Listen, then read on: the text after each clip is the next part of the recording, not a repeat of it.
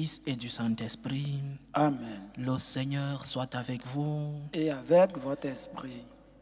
De messe de ce samedi, Madame Angèle Bijanou rend grâce au Seigneur à l'occasion de l'anniversaire de naissance hier, 3 mai, de son époux Serge Tchoula. Que notre Seigneur lui accorde sagesse et intelligence dans toutes ses entreprises. Margaret Rochelin remercie le Seigneur pour le don de la vie de son petit-fils Noah, qui a 4 ans aujourd'hui, et de sa nièce. Que le Seigneur veille sur eux. Sergio Hector Koba, en action de grâce pour les bienfaits du Seigneur dans la famille Koba et Dosso. Il demande au Tout-Puissant le repos éternel de l'âme de Judicaël Koba. Prions aussi pour le repos éternel des âmes de Pascal Ndongo, de Agnès Clarisse Atanga. Préparons-nous à célébrer dignement le mystère de l'Eucharistie, chers frères et sœurs, en reconnaissant humblement devant le Seigneur que nous sommes des pécheurs.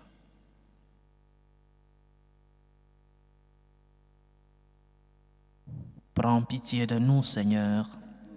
Péché contre toi. Montre-nous, Seigneur, ta miséricorde. Et donne-nous ton salut. Nous fasse miséricorde, qu'il nous pardonne nos péchés et nous conduise à la vie éternelle. Amen. Seigneur, prends pitié. Seigneur, prends pitié. Prends pitié. Prends pitié. Seigneur, prends pitié. Prends pitié. Prions le Seigneur. Dieu qui donne la vie éternelle aux hommes en les faisant renaître par le baptême, nous te prions. Dans le Christ, tu nous as justifiés et rendus capables d'une existence immortelle.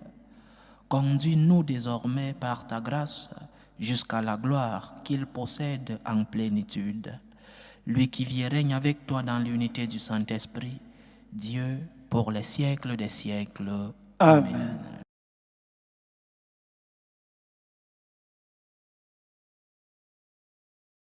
Lecture du livre des Actes des Apôtres. En ce jour-là, Paul, qui avait quitté Antioche avec Silas, arriva ensuite à Derbé, puis à Lystre. Il y avait là un disciple nommé Timothée. Sa mère était une juive devenue croyante, mais son père était grec. À Lystre et à Iconium, les frères lui rendaient un bon témoignage. Paul désirait l'amener. Il le prit avec lui et le fit circoncis à cause des Juifs de la région, car ils savaient tous que son père était grec. Dans les villes où Paul et ses compagnons passaient, ils transmettaient les décisions prises par les apôtres et les anciens de Jérusalem pour qu'elles entrent en vigueur. Les églises s'affermissaient dans la foi et le nombre de leurs membres augmentait chaque jour. Paul et ses compagnons traversaient la Phrygie et le pays des Galates, car le Saint-Esprit les avait empêchés de dire la parole dans la province d'Asie. Arrivés à Mysie, il essayait d'atteindre la Bithynie, mais l'Esprit de Jésus s'y opposa. Il longeait alors la Mysie et descendit jusqu'à Troas. Pendant la nuit, Paul eut une vision. Un Macédonien lui apparut debout, qui lui disait cette demande: passe à Macédoine et viens à notre secours. À la suite de cette vision de Paul, nous avons aussitôt cherché à partir pour la Macédoine, car nous en avons déduit que Dieu nous appelait à y porter la bonne nouvelle. Parole du Seigneur.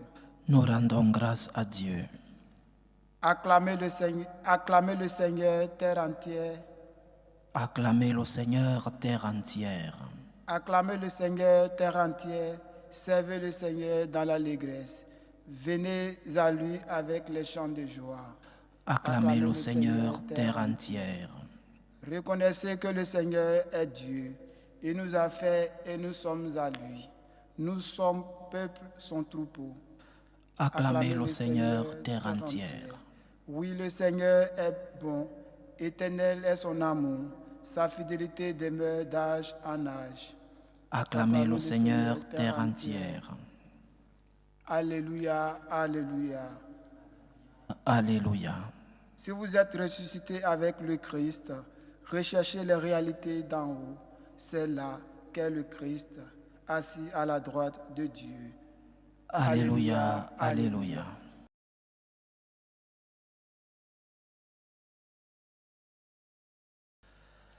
Le Seigneur soit avec vous. Et avec votre esprit. De Jésus-Christ selon Saint Jean. Gloire à toi, Seigneur.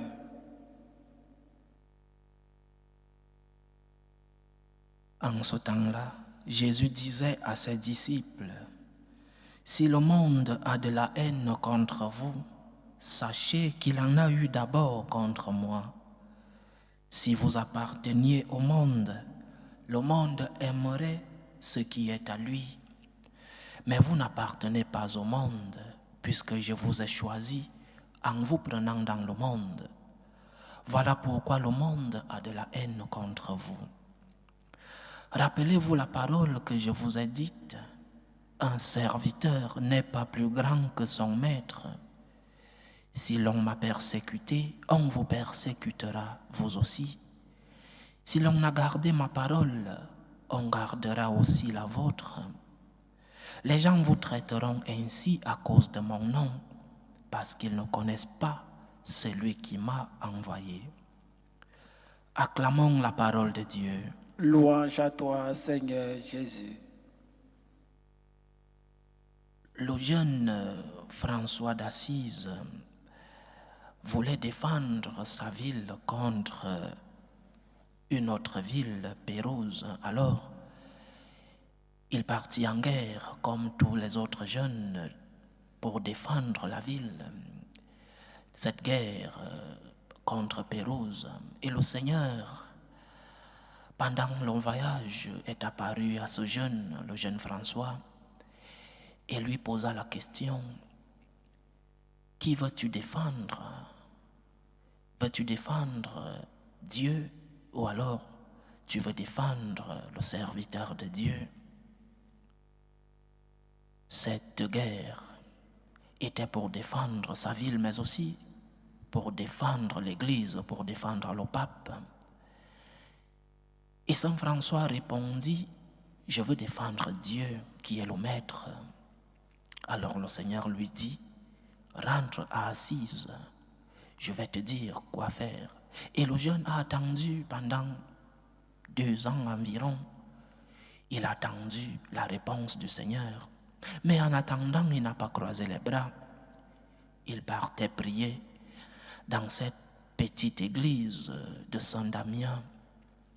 Et un jour, 2 ans après cette apparition, le Seigneur, devant la croix, lui dit, « François, répare mon église. Comme tu vois, elle est en ruine. Répare mon église. » Et le jeune François, qui a compris la voix du Seigneur, mais littéralement, parce que cette petite église de Saint-Damien était justement dans la ruine, le jeune François s'est mis à chercher des pierres dans toute la ville pour reconstruire cette petite église. Mais le Seigneur voulait autre chose de plus grand que la construction de ce petit ermitage de Saint-Damien. Le Seigneur voulait que François construise l'église universelle qui était en ruine. En ruine parce que les dirigeants de cette église ne transmettaient plus le message. En ruine parce que les dirigeants étaient plus dans la bourgeoisie que dans la transmission véritable du message. François, construis mon église. Comme tu vois, elle est en ruine. Mais comment construire une église en ruine? En adoptant ce que le monde dit, en acceptant de devenir mondain, à être politiquement correct, à supprimer ce que le monde ne veut pas entendre et à dire ce que la majorité est en train de dire dans le monde. C'est comme cela que nous reconstruirons l'Église en ruine, en reprenant les paroles de notre Seigneur dans cette apparition, dans cet petit ermitage de Saint Damien. Comment reconstruire une Église en ruine? En devenant mondain, en acceptant ce que le monde dit, le politiquement correct. Notre Seigneur, peut-être prendrait-il à nouveau entre ses mains le fouet avec lequel il a flagellé les bétails que vendaient les marchands dans le temple. Peut-être notre Seigneur nous dirait à nouveau que nous avons transformé sa maison en un repère de voleurs, mais que sa maison est une maison de prière. Ma maison est une maison de prière, a-t-il dit. Et parce qu'elle est une maison de prière, elle est tout le reste. Si nous enlevons la racine, l'arbre dessèche et meurt et ne porte pas de fruits.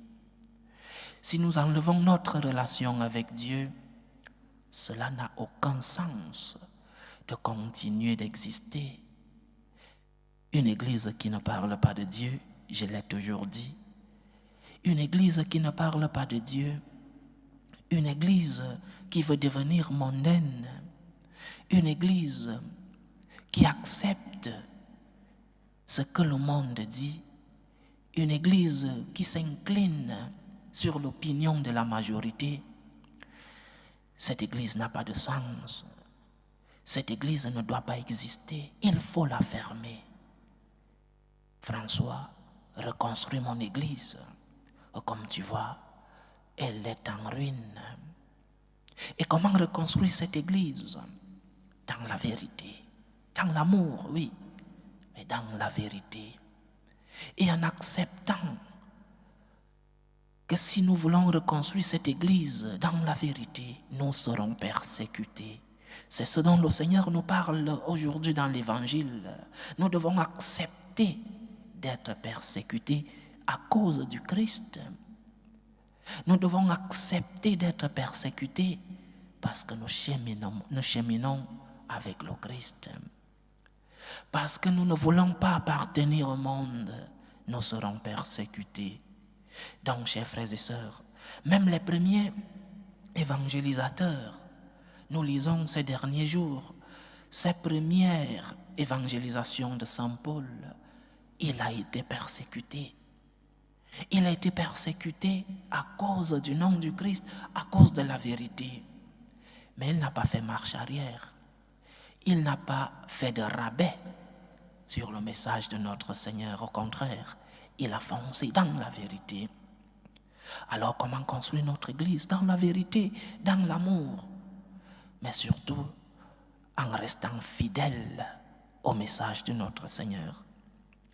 Si nous avons choisi d'être chrétiens, si nous avons choisi d'appartenir à l'église de Jésus-Christ, alors nous avons aussi choisi un autre côté de cette église, la persécution. L'église du Christ a toujours été persécutée. L'église chrétienne a toujours été persécutée parce que son maître, lui aussi, a été persécuté. Nous ne pouvons pas dire que nous sommes chrétiens et refuser d'être persécutés. Et les persécutions sont de différentes manières. Peut-être aujourd'hui, il n'y a plus de crucifixion. Mais aujourd'hui, il y a encore de grandes persécutions que subit notre Église, que subissent les membres de notre Église qui veulent rester fidèles au message du Christ. Il y a même des persécutions internes dans notre Église. Lorsque tu veux parler de Dieu, lorsque tu ne veux pas être politiquement correct, lorsque tu veux parler de la vérité transmise par notre Seigneur et par les apôtres, alors tu es persécuté d'abord par les propres membres de l'Église. Tu es persécuté parce que tu veux parler du Christ, parce que tu veux transmettre le message du Christ dans son intégrité et avec la fidélité. Donc, accepte d'être persécuté au nom du Christ. Ce n'est pas en mettant le message au rabais que les temples seront pleins chaque dimanche ou chaque jour. Ce n'est pas en acceptant ce que dit le monde et ce que veut le monde que nous allons remplir les temples. Ce n'est pas vrai. Regardons l'exemple de nos frères chrétiens aussi, mais qui ont rabaissé le message. Ils ont accepté le mariage homosexuel. Ils ont accepté de donner la communion à tout le monde. Ils ont accepté le mariage des prêtres. Leurs temples ne sont pas pleins. Ce n'est pas en acceptant ce que le monde veut que nous allons remplir les temples. Au contraire, nous sommes en train de vider nos temples parce que nous acceptons le politiquement correct. L'Église a dans son ADN la persécution. L'Église a aussi dans son ADN aller contre ce que le monde dit, parce que le monde nous conduit vers la perdition. Le monde nous conduit vers un chemin qui n'est pas celui de Dieu. Et ceci en parlant de l'Église, mais aussi en parlant de nous-mêmes individuellement. Tant de personnes persécutées parce qu'elles sont chrétiennes dans leur famille. Tant de personnes persécutées parce qu'elles essayent de vivre leur pratique chrétienne, de vivre leur foi dans leur propre famille. Le Seigneur te dit, accepte cette persécution, accepte d'être persécuté en mon nom. Je recevais il y a quelques jours un message d'une chrétienne qui nous suit à travers ce canal, qui me parlait de son fils qui, bien qu'ayant reçu la foi de ses parents, la foi chrétienne, a choisi, après un événement malheureux dans leur famille, a choisi de laisser la foi chrétienne et d'entrer dans la foi musulmane. Quel est le sens de notre Église? Parce qu'une Église qui n'accepte pas des persécutions, parce qu'un chrétien qui n'accepte pas que la douleur, que la souffrance, que la croix fait partie de la vie, alors nous n'avons pas compris le message du Christ. Le Christ a accepté la passion, il a accepté la douleur, mais il savait que la passion, que la croix est un chemin vers la félicité éternelle. Donc, tu as des persécutions dans ta propre vie, même pas des persécutions qui te viennent de l'extérieur, dans ta propre vie. Tu vis des moments d'angoisse, des moments de difficulté. Je voudrais te dire, bienvenue au club. Bienvenue au club des vrais chrétiens. Parce que le vrai chrétien, ce n'est pas celui-là qui n'a pas de problème. Mais la différence, c'est que nous tous, nous avons des problèmes, mais c'est comment nous nous comportons devant les croix de la vie. Comment te comportes-tu lorsque vient un moment difficile dans ta vie? Comment te comportes-tu lorsque tu passes des moments de tempête dans ta vie? L'identité du chrétien, c'est qu'il sait que le Seigneur l'aime et que malgré cette douleur, la main du Seigneur continue d'agir dans sa vie et que le Seigneur le console. L'identité du chrétien, c'est que je sais que dans ce moment de tempête, je ne suis pas seul. Le Seigneur m'accompagne, le Seigneur me console, le Seigneur me donne du repos comme il nous l'a promis. Donc, chers frères et sœurs, comme membres du corps mystique de notre Seigneur, membres de l'Église, acceptons d'être persécutés parce que le Christ lui-même a été persécuté à cause de son message de la vérité. Acceptons aussi ces persécutions personnelles, les croix de la vie, la maladie, l'éducation des enfants, le travail Accepte tes croix quotidiennes. C'est en cela que tu seras lumière du monde. C'est en cela que tu seras sel de la terre. C'est en cela que le Seigneur te donnera le repos. Offre tes croix au Seigneur. Dis-lui, Seigneur, je ne comprends pas. Je ne comprends pas cette maladie. Je ne comprends pas pourquoi mes enfants se détournent de la foi chrétienne. Je ne comprends pas pourquoi mes enfants n'arrivent pas à suivre l'éducation que je leur ai transmise. Je ne comprends pas, Seigneur, cette croix, mais j'ai confiance en toi. Je sais que tu m'aimes. Je sais que je ne suis pas seul dans cette période, dans ce moment de tempête. Que le Seigneur nous aide dans nos persécutions, qu'il nous accompagne, qu'il nous donne la force, mais surtout qu'il nous remplisse de son amour pour que nous puissions voir sa main dans les moments les plus difficiles de nos vies. Loué soit Jésus-Christ. À jamais. Présentons nos humbles supplications vers Dieu le Père Tout-Puissant. Prions pour la Sainte Église, pour le pape, pour les évêques et les prêtres, pour qu'ils puissent transmettre fidèlement le message qu'ils ont reçu de notre Seigneur. Prions le Seigneur. Seigneur, écoute et prends pitié. Seigneur, pour la paix dans le monde, pour la paix dans nos familles, pour que finisse tout germe de violence, pour que finissent les tensions entre les peuples et dans nos familles. Prions le Seigneur. Écoute et prends pitié.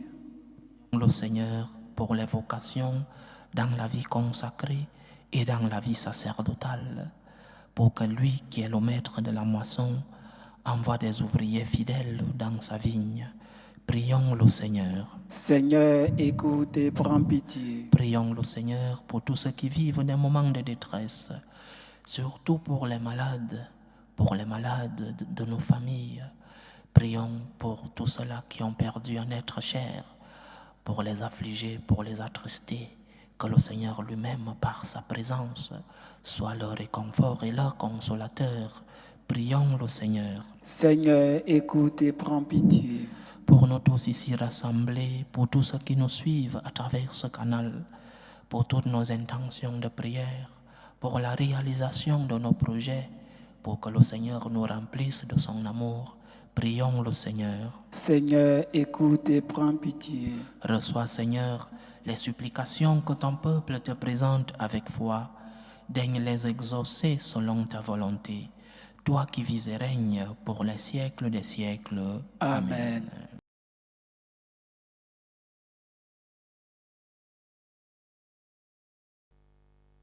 Tu es béni, Seigneur, Dieu de l'univers. Nous avons reçu de ta bonté le pain que nous te présentons, fruit de la terre et du travail des hommes. Il deviendra pour nous le pain de la vie. Béni soit Dieu maintenant et toujours. Tu es béni, Seigneur, Dieu de l'univers. Nous avons reçu de ta bonté le vin que nous te présentons, fruit de la vigne et du travail des hommes. Il deviendra pour nous le vin du royaume éternel. Béni soit Dieu maintenant et toujours.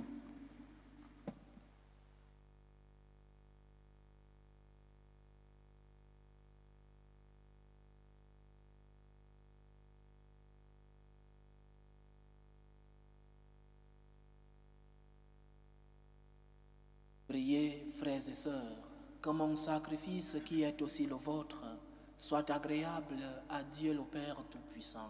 Que le Seigneur reçoive de vos mains ce sacrifice à la louange et à la gloire de son nom pour notre bien et celui de toute l'Église. Reçois avec bonté les offrandes de ta famille. Nous t'en prions, Seigneur. Garde-la sous ta protection, qu'elle ne perde aucun des bienfaits déjà reçus et parvienne au don éternel. Par Jésus-Christ, ton Fils, notre Sauveur, qui vit et règne avec toi dans l'unité du Saint-Esprit, Dieu, pour les siècles des siècles. Amen. Le Seigneur soit avec vous. Et avec votre esprit, Élevons notre cœur. nous le tournons vers le Seigneur. Grâce au Seigneur notre Dieu. Cela est juste et bon.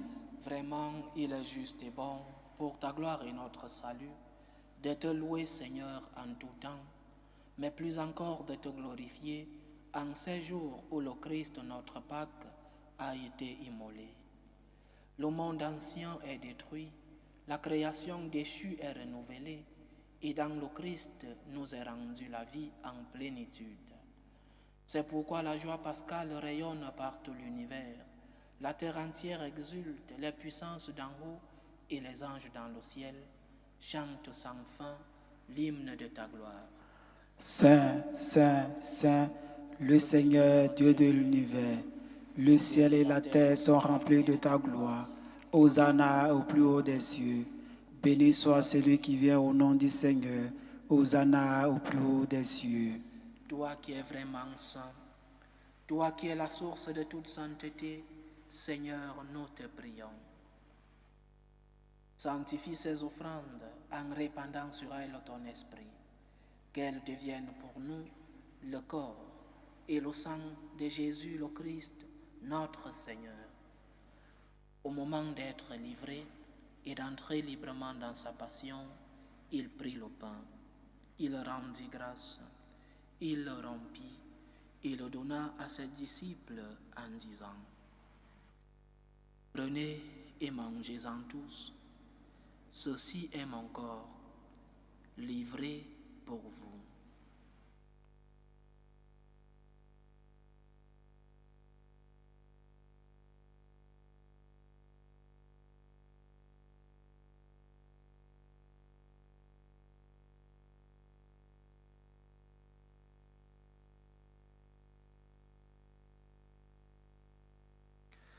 De même, après le repas, il prit la coupe. De nouveau, il rendit grâce et la donna à ses disciples en disant : « Prenez et buvez-en tous, car ceci est la coupe de mon sang, le sang de l'alliance nouvelle et éternelle, qui sera versé pour vous et pour la multitude en rémission des péchés. Vous ferez cela en mémoire de moi. »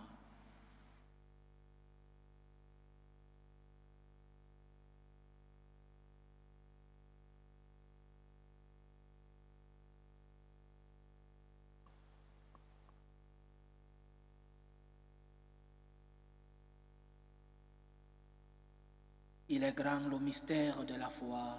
Nous annonçons ta mort, Seigneur Jésus. Nous proclamons ta résurrection. Nous attendons ta venue dans la gloire. En faisant ainsi mémoire de la mort et de la résurrection de ton Fils, nous t'offrons, Seigneur, le pain de la vie et la coupe du salut. Et nous te rendons grâce, car tu nous as estimés dignes de nous tenir devant toi pour te servir. Humblement, nous te demandons qu'en ayant part au corps et au sang du Christ, nous soyons rassemblés par l'Esprit Saint en un seul corps. Souviens-toi, Seigneur, de ton Église répandue à travers le monde. Fais-la grandir dans ta charité, en union avec le pape François, notre évêque José et tous les évêques, les prêtres et les diacres.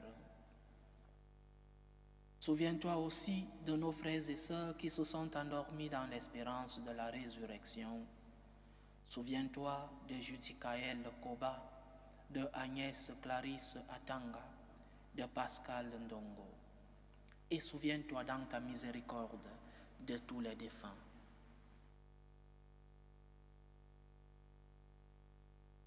Accueille-les dans la lumière de ton visage. Sur nous tous, enfin, nous implorons ta bonté.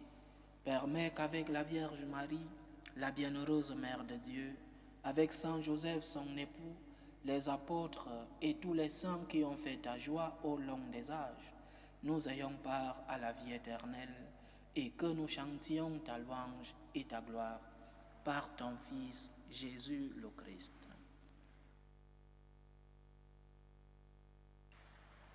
Par lui, avec lui et en lui, à toi, Dieu le Père Tout-Puissant, dans l'unité du Saint-Esprit, tout honneur et toute gloire pour les siècles des siècles.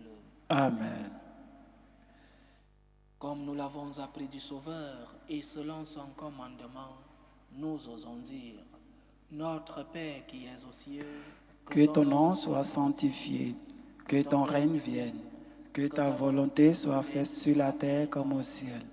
Donne-nous aujourd'hui notre pain de ce jour. Pardonne nos offenses, comme nous pardonnons aussi à ceux qui nous ont offensés. Et ne nous laisse pas entrer en tentation, mais délivre-nous du mal.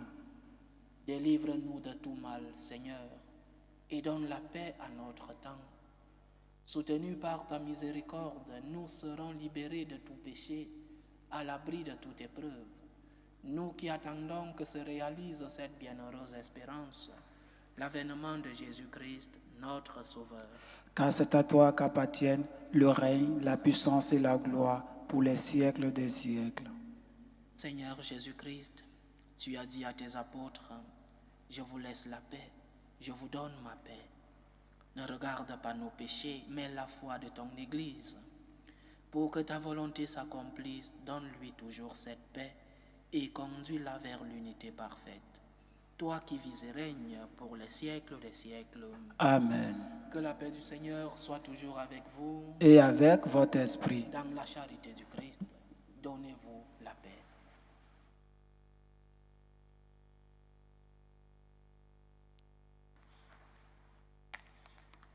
Agneau de Dieu qui enlève les péchés du monde, prends pitié de nous. Agneau de Dieu qui enlève les péchés du monde, prends pitié de nous. Agneau de Dieu qui enlève les péchés du monde, donne-nous la paix.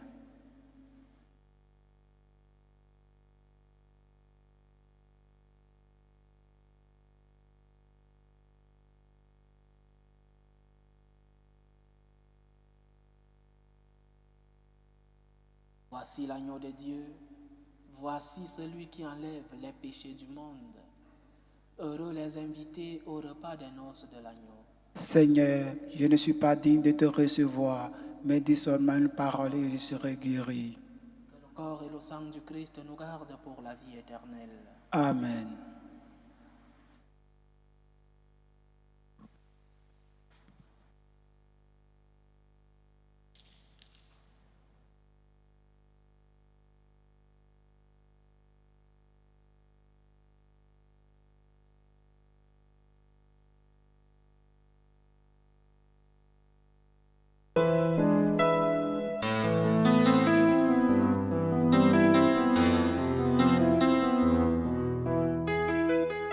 Communion spirituelle. Mon Jésus, je crois en votre présence dans le très saint sacrement. Je vous aime plus que toute chose et je désire que vous veniez dans mon âme. Je ne puis maintenant vous recevoir sacramentellement dans mon cœur. Venez-y au moins spirituellement.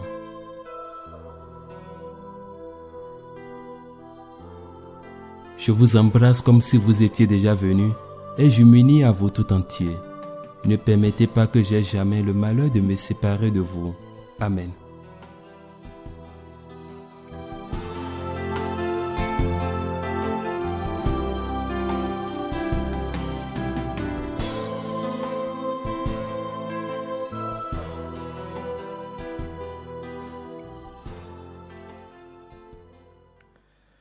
Achevons notre prière.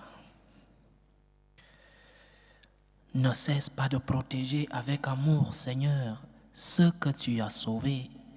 La passion de ton Fils les a rachetés, qu'ils mettent leur joie dans sa résurrection. Lui qui vit et règne avec toi dans l'unité du Saint-Esprit, Dieu pour les siècles des siècles. Amen. Le Seigneur soit avec vous. Et avec votre esprit. Sang vous bénisse, le Père, le Fils et le Saint-Esprit. Amen. Allez dans la paix du Christ. Nous rendons grâce à Dieu.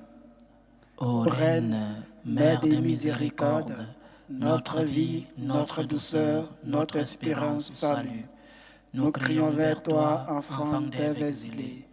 Vers toi nous soupirons, gémissant et pleurant, dans cette vallée de larmes. Ô toi, notre avocate, tourne vers nous ton regard miséricordieux. Et après cet exil, montre-nous Jésus, le fruit béni de tes entrailles. Ô clémente, ô miséricordieuse, ô douce Vierge Marie. Amen. Priez pour nous, Sainte Mère de Dieu. Soyons rendus dignes des promesses du Christ.